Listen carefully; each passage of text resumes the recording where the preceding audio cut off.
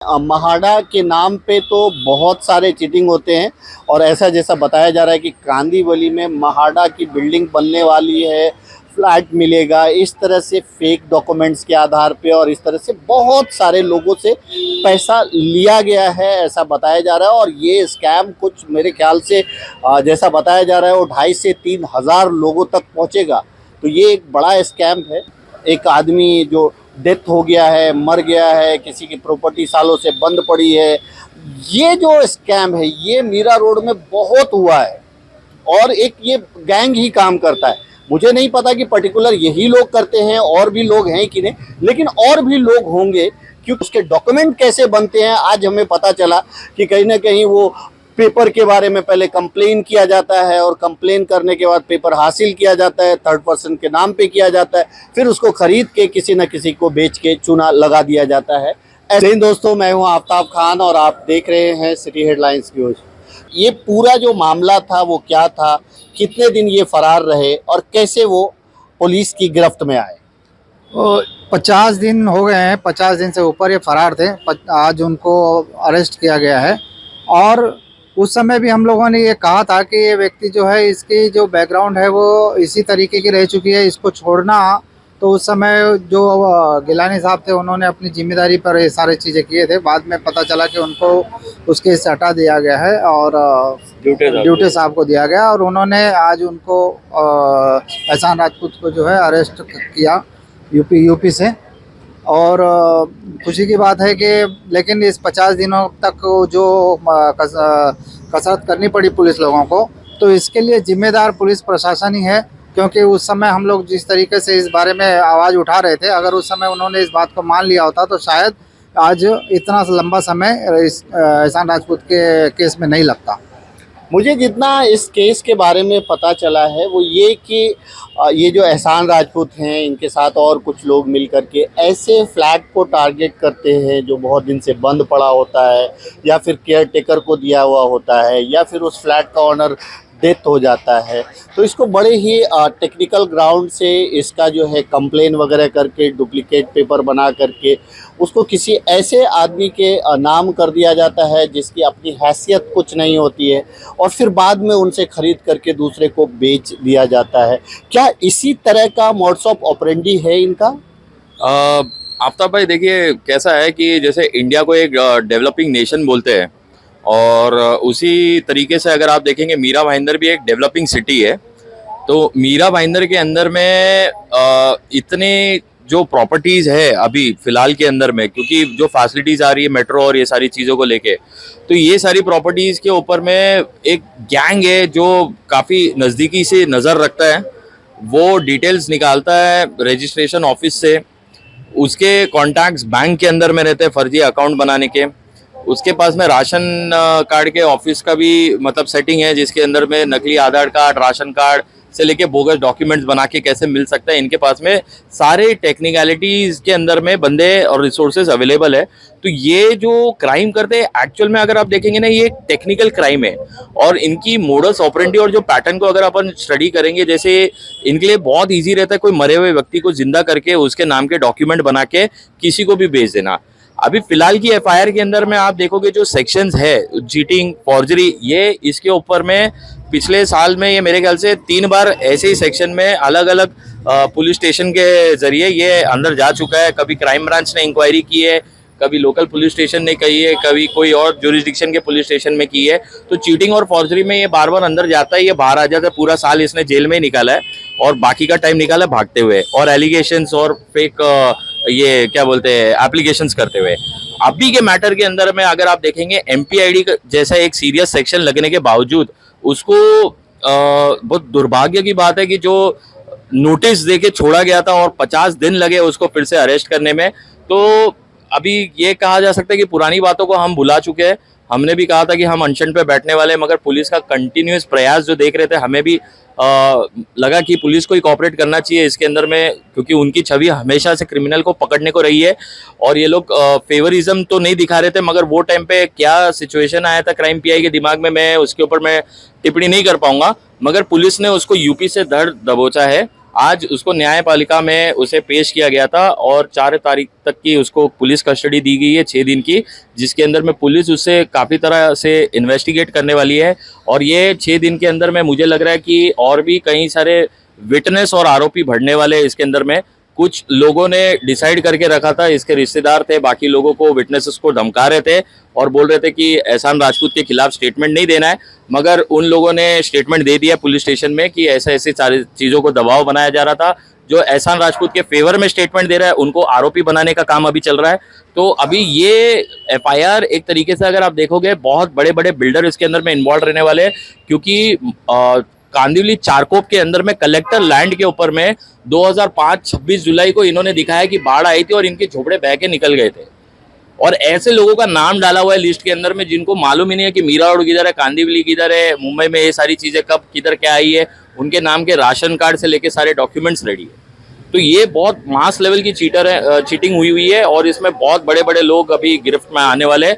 Meera road के बहुत बड़े बड़े रसूखदार लोग भी इसके अंदर में इन्वॉल्व है ये वाली चीटिंग में। और एक नया मामला भी आते हुए मैंने देखा हुआ है जिसके अंदर में मीरा भाईंदर का सबसे बड़ी शख्सियत मैं कह सकता हूँ वो भी एक नया एफआईआर में एहसान राजपूत के साथ में इन्वॉल्व होता हुआ दिख रहा है। ये जो एहसान राजपूत हैं उनके ऊपर अब तक इस तरह के कितने मामले दर्ज हैं? देखिए अभी फिलहाल ये दोनों भाइयों के ऊपर में मैं तो बोलूँगा ये दोनों भाई तो सिर्फ प्यादे हैं, इनको चलाने वाला तो कोई और है। इन्हीं के ऊपर में कम से कम 14-15 केसेस है अभी तक फिलहाल के ऊपर में। और इनके जो आका हैं वो भी अभी बहुत जल्द गिरफ्त में भी आने वाले हैं। जो क्योंकि क्या है ये बार बार पैसा कहाँ से ला रहे हैं इस सारी चीज़ों के ऊपर में सवाल रहा है। मगर ये टाइम जो सीपी साहब और डीसीपी साहब ने भी जो निर्देश दिया है पुलिस को वो एक प्रॉपर इन्वेस्टिगेशन कंडक्ट करने के लिए कि इनको फंडिंग कौन करता है, इतना लेवल पे फर्जीवाड़ा चल रहा है मीरा भाईंदर के लोगों के साथ में। तो अभी तो मैं बोल रहा हूँ कि ये साल के अंत में आते आते बहुत मीरा भाईंदर को बड़ी खुशी मिली है। माड़ा के नाम पे लोगों के साथ में जो फर्जीवाड़ा चल रहा था और चीटिंग हो रहा था तो उसके अंदर में एक बहुत बड़ा हाथ पुलिस को लगाया। आपके साथ किस तरह का स्कैम हुआ था और अभी जब आरोपी हिरासत में है पुलिस के तो क्या कहना चाहेंगे?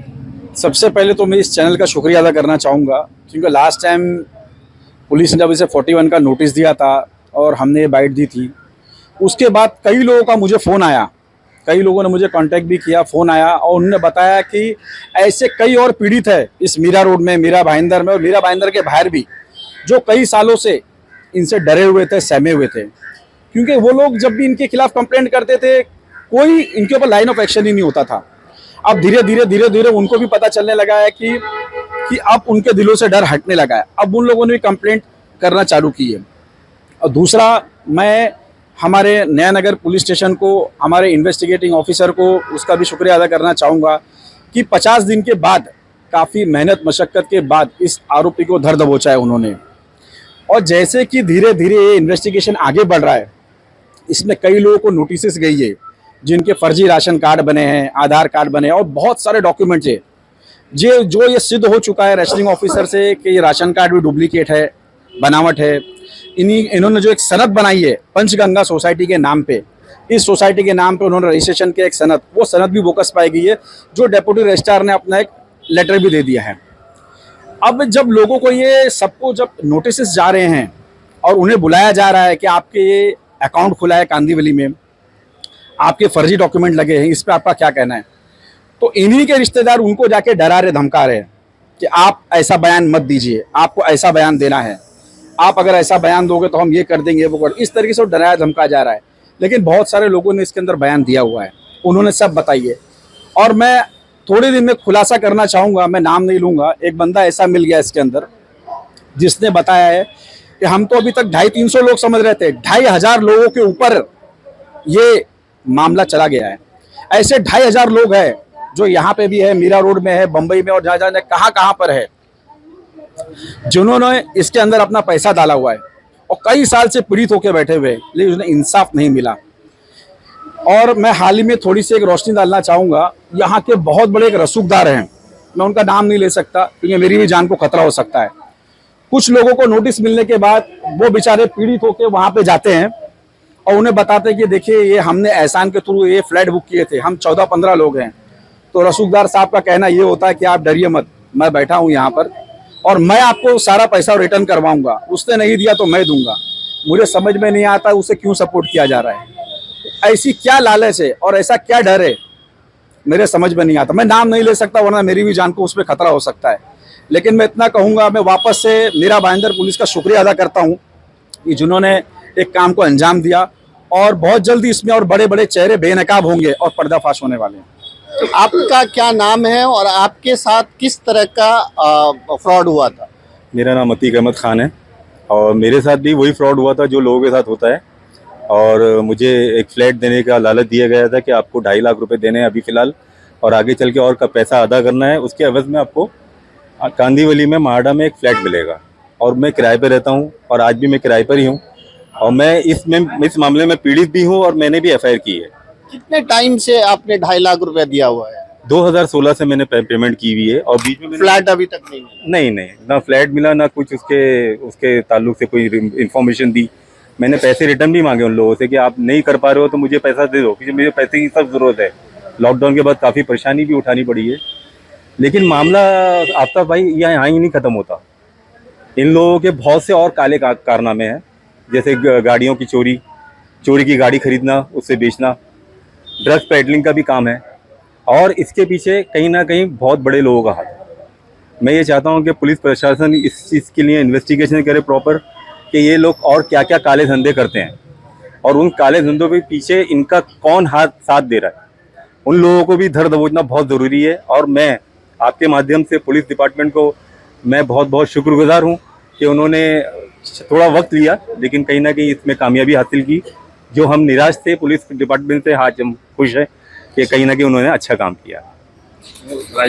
आपके साथ किस तरह का फ्रॉड हुआ था? और पिछले कई न्यूज में आपने कहा कि आरोपी फरार है, पुलिस की गलती की वजह से पुलिस के ऊपर भी बहुत सारे सवाल उठे, अब क्या कहना है?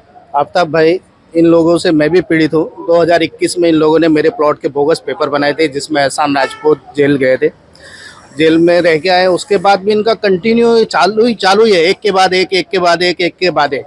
अभी तक इनका सिलसिला रुक नहीं रहा, क्योंकि इन लोगों के सर पे बहुत बड़े बड़े लोगों का हाथ है। कभी किसी का बोगस पेपर बना के दुकान हड़प लेते, किसी का फ्लैट हड़प लेते, किसी का बोगस पेपर बना के प्लॉट हड़प लेते। इन लोगों का एक तरह से इन लोगों ने अपना बिजनेस बना लिया है। चलिए, तो दोस्तों कहीं ना कहीं ये जो मामला है, ये मामला दिन ब दिन पेचीदा और बड़ा होता चला जा रहा है।